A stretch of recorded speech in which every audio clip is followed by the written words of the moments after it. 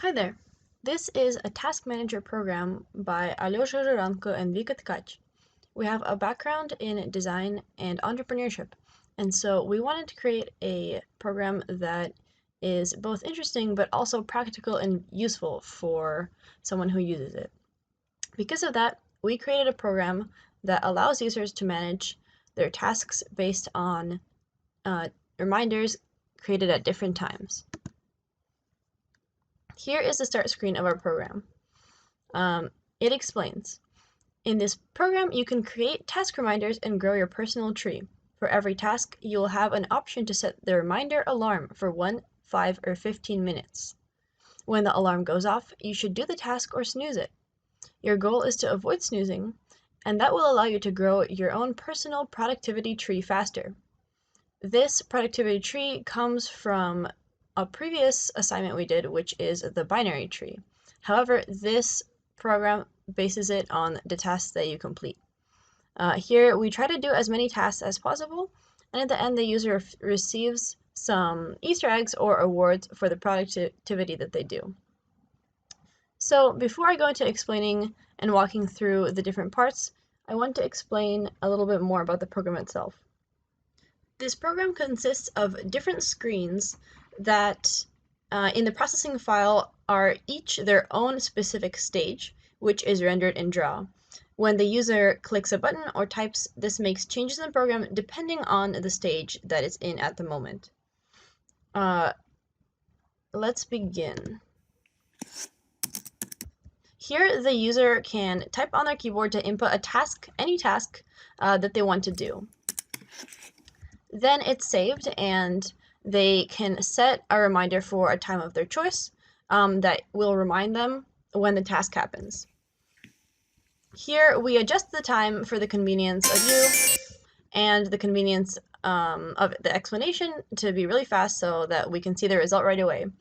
However, in the file that we gave you, the instructions for making a true 1 minute is also included, true 15 minutes, etc.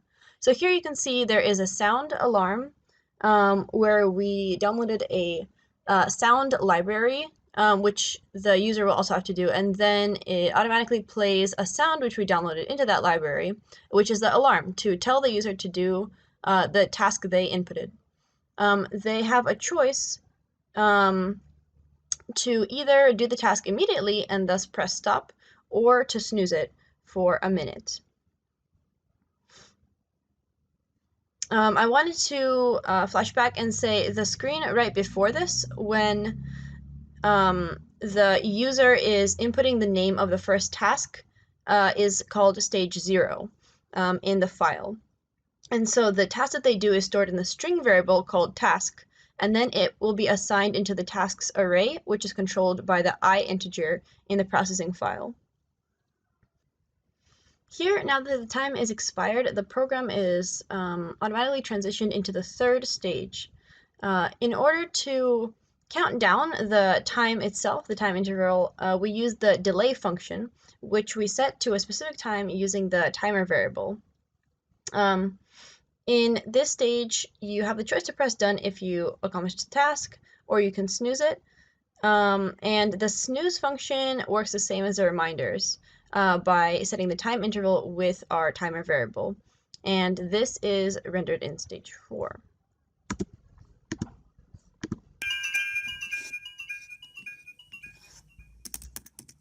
Now you can add another task to compile different tasks that you want to accomplish. This happens in sets of 3 rounds, where you can continue snoozing or you can finish the task right away. But at the end of the 3rd round, you can see the tree for the progress you're making. After you saw your tree, then you have a sense of reward for accomplishing your tasks, and you can continue to set more tasks and continue to make progress. Now you're entered into a new round of tasks, which is counted by increasing the number of the R integer in our file, which also is rendered in the 5th stage, when you have the 3 tasks being finished.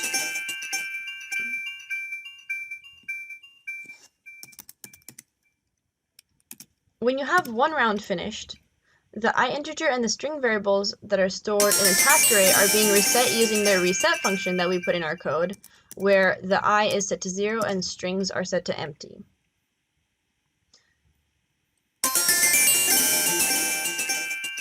So the goal of this part of the program is to grow your tree as tall as possible and to avoid snoozing, which we controlled the height of the tree with our h integer, which increases by 1 for every round of 3 tasks.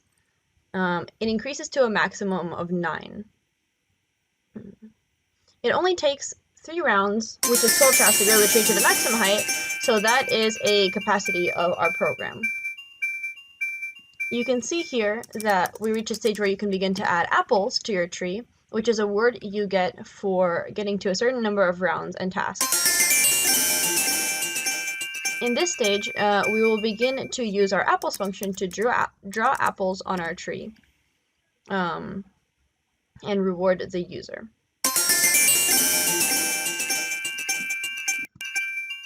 You can see the apples being drawn here, and it requests if the user wants to draw a bunny for their further progress.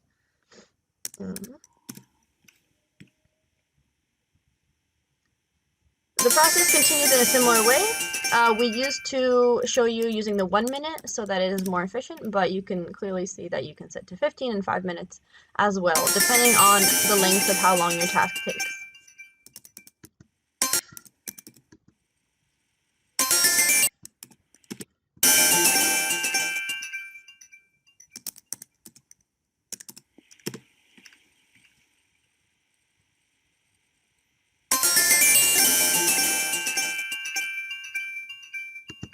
Here you can see we have a bunny rendered, and the apples have fallen that the user has earned in the beginning, which is representative of all the 3 rounds of accomplishments that the user can do. Now we can see more tasks. This happens when all the 3 rounds have been completed and there is no more room to store any tasks in the program.